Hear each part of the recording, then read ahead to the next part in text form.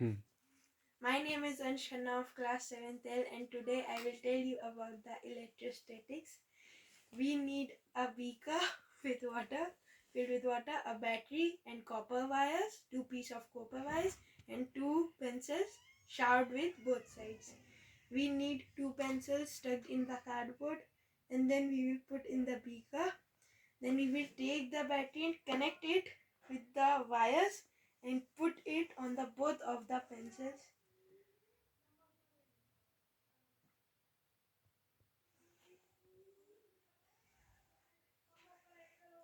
After 2 to 3 minutes, it will generate bubbles.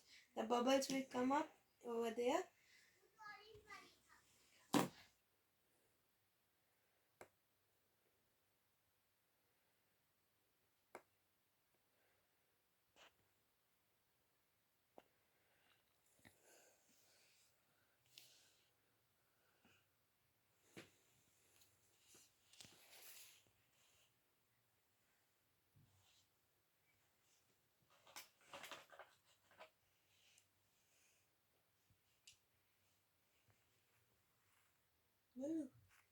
You can try it at home also.